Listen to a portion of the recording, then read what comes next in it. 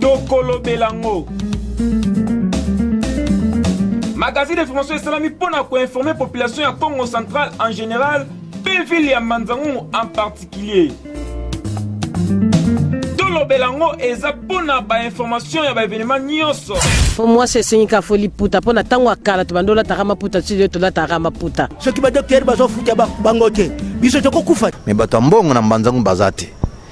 Mais Bataba moyen wana bakabakapete. Batubakabageza babola. Le monde a maintenant tendance de mettre les jeunes au centre de tout. Car dit-on, la jeunesse est l'espoir de demain. Nous aurons plus de locomotives, nous aurons plus de wagons, donc on va organiser plus de rotations.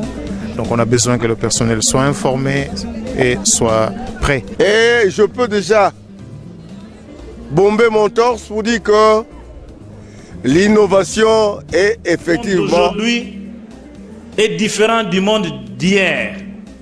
Aujourd'hui, c'est l'informatique qui est à la pointe, qui conduit le développement, qui conduit la science. Au Congo central, dans cette terre accueillante de Banzango. Vous savez tous, grâce à la presse, que nous avons été obligés de poser, de réaménager les calendriers pour récupérer nos enfants. La réussite et le bonheur s'obtiennent au prix du sacrifice. Événements culturels, santé, politique, éducationnel, sportif, religieux et promotionnel. Tokolobelango, Tokolobelango.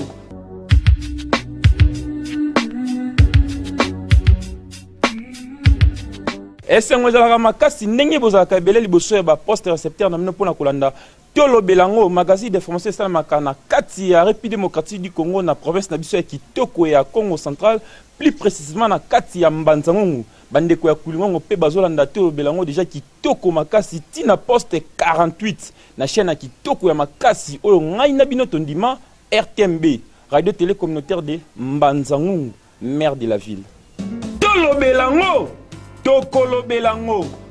Magazine de français Salami na équipe Lenda ya RTMB na présentation bozo sungame pa ndeko abino Gypsy et sans multimédia cadrage kitoko ndeko Taylor Tuku na réalisation ya Gishu Kadiwaku na régie finale na moni Rodrigue Ngunda PDG Mwanda zo ko régler ba lumière bozo mona ndeto zo bima kitoko wapi na kati ya plateau ya radio télé communautaire de Mbanzango bandeko Kulingongo baza ko sepela makasi poete RTMB Kulingongo eza ya ko lenda na ba coaching kitoko ya DP Maurice Bokali bongo so bozo soin kitoko lumière kitoko boye bopesa merci mingi na DT Roliza Mambu na coordination ya DG Kadi Kadiwa coupé papa Pierre Kintsumuna. Pourquoi pas collaboration ya Gigabyte ba formation bino mo bo sentir ndenge musala zo le kitoko na kati ya radio télé communautaire de Mbanzangungu.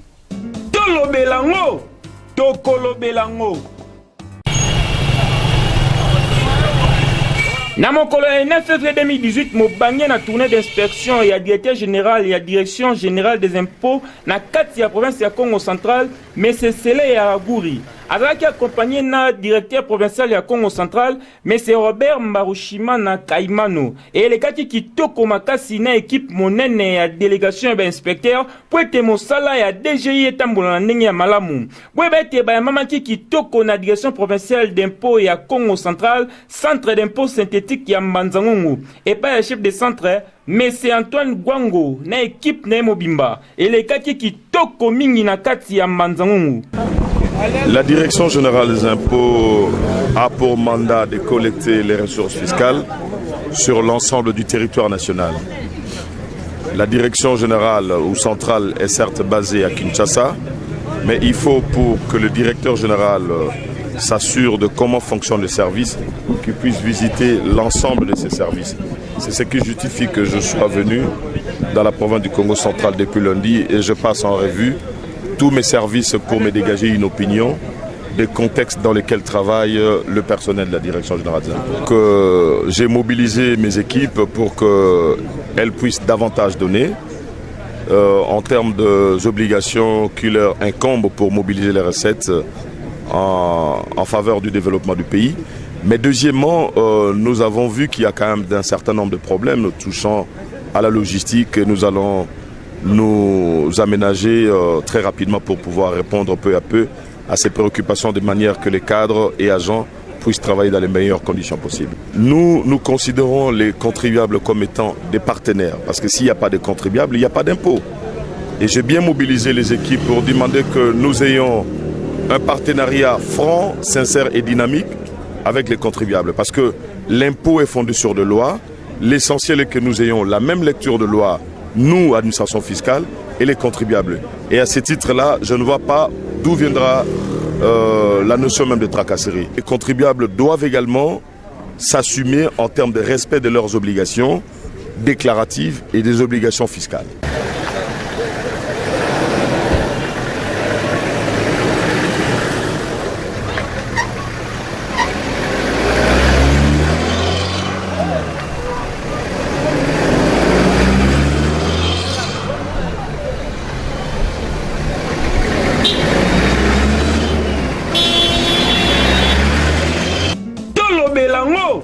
Tokolobelango ndako ya kofutela babongisaka yango mingi te po ete bayer na commissionnaire bakobetela bakalkile lobi ekozala obima bandeko nanga baza koya nzoka po bamatisa ndako. Topesi merci mingi na bandeko nyonso balandaki biso partout na Congo central, ça veut dire na Kwilingongo bandeko bazolanda biso tina poste po ete RTMB Kwilingongo kitoko wapi.